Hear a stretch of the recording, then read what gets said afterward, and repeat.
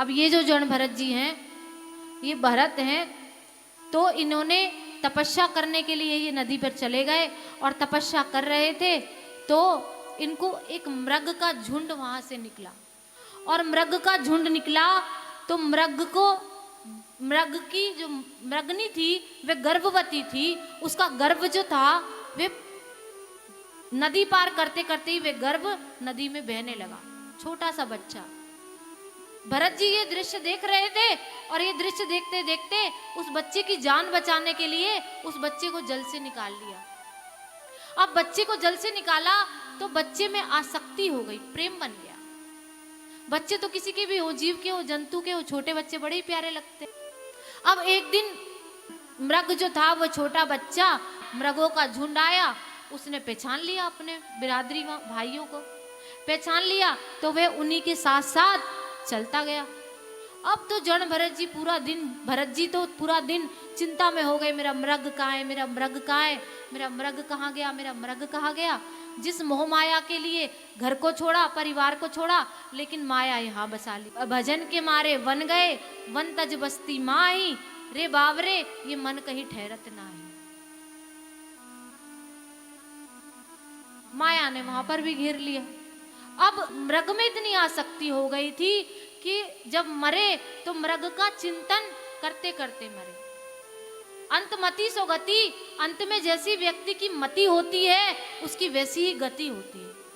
कहते हैं अंत में जो हम सोचते हैं, जिसके बारे में चिंतन करते हैं, अगला जन्म हमें वैसा ही मिलता है। तो मृग के बारे सोचते सोचते मरे तो अगले जन्म में मृग बने। लेकिन मृग की जोनी में भी उनको ये ध्यान था, भजन का प्रभाव इतना था कि पिछले जन्म में मैं भरत था, राजा था। तो अब जो दूसरा जन्म हुआ वे जन भरत जी का हुआ। और जन भरत जी जो थे विद्वान ब्राह्मण के घर पे जन्म लिया। वेद शास्त्रों का ज्ञान उनको उनके पिताजी पढ़ाते रहते थे, लेकिन वो किसी से कुछ बोलते ही नहीं थे, चुप रहते थे। बोले अब की बार, पिछली बार हमने मुंह खोला तो अभी ये मृग का जन्म मिला, मृग के जन्म से अब हमें मनुष्य का जन्म मिला है। अब किसी से कोई वास्ता ही नहीं रखना, कोई मतलब ही नहीं रखना, ये दुनियादारी से कोई मतलब ही नहीं। अब तो क्या करते थे, केवल भगवान का मन ही मन भजन करते रहते थे। 2 रोटी कोई दे देता था तो खा लेते थे, नहीं देता था तो नहीं खाते थे, बैठे रहते थे। पर अच्छे मोटे तगड़े महात्मा थे। भाभियों ने कहा कि ये दिन भर यहाँ पर इतना मोटा तगड़ा है, दिन भर रोटियां तोड़ता रहता है, इसको बोलो जाके कुछ कोई काम क्यों नहीं करता, ये दिन भर घर में पड़ा रहता है।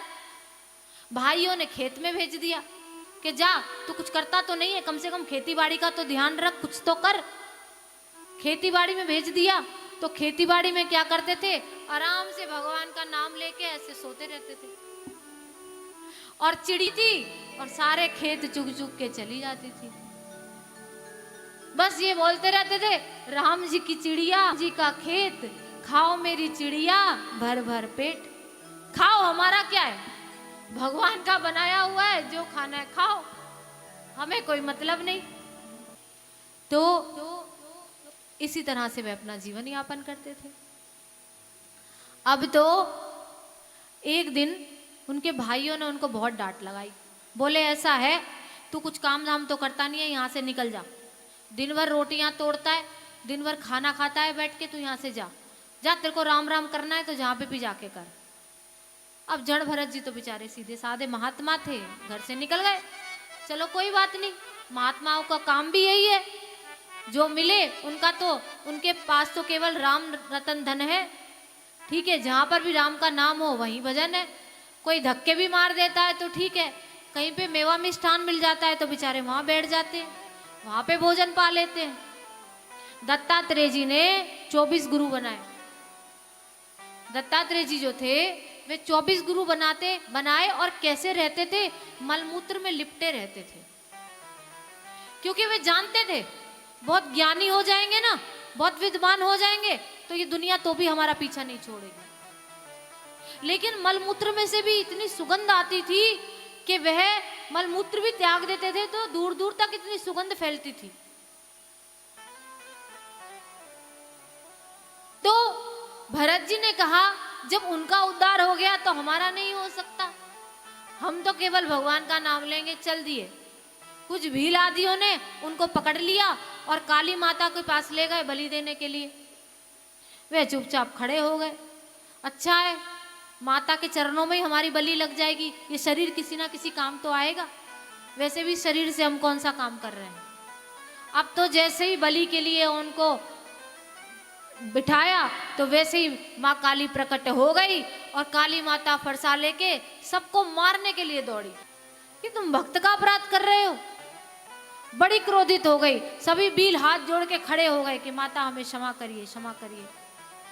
भरत जी तो भी प्रसन्न रहते थे। प्रसन्न रह के वहां से माता को हाथ जोड़ के भरत जी चल दिए।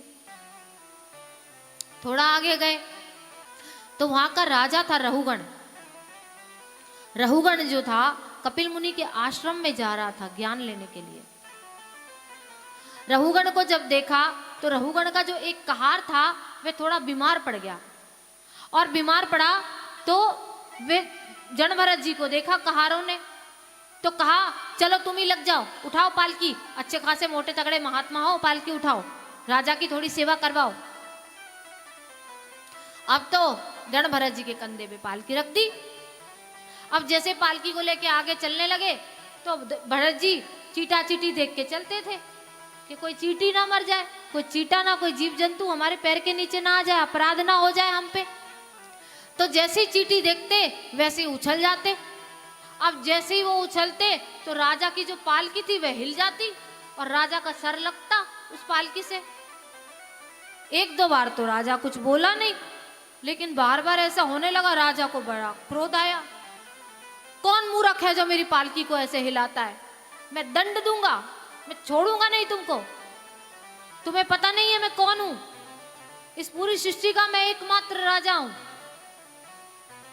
अभी तक तो भरत जी कुछ बोले नहीं थे, आज तक कुछ नहीं बोले थे, लेकिन आज भरत जी ने सोचा कि ये राजा तो है पर इसको अभिमान बहुत है। अब तो जैसे ही रघुगण नीचे उतरा, बोला, उनकी आलोचना करने लगा। बोला ओहो देखो कितने पतले दुबले महात्मा हैं, इसलिए इन पे पालकी उठ नहीं पा रही है। ऐसे ऐसे वाण भरत जी को बोलने लगा।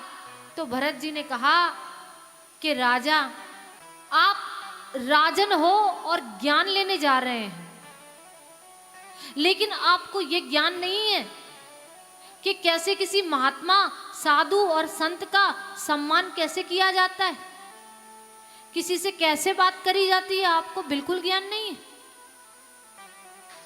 अब तो राजा ने देखा कि द्विजशेष ब्राह्मण है, जनेऊ है, सिखा है, साधारण तो नहीं लगते। तो राजा ने कहा आप कौन हैं? तब उन्होंने बताया कि हे राजन, तुम जिस ज्ञान की प्राप्ति करने के लिए जा रहे हो और जिसको तुम मारने की बात कर रहे हो, तुम मुझे मारने की बात कर रहे हो, ये सृष्टि भगवान की बनाई हुई है, इसमें कोई किसी को नहीं मार सकता। तुम ये कैसी मूर्खता की बात कर रहे हो? आत्मा को कोई मार सकता है? आत्मा की कोई गति है?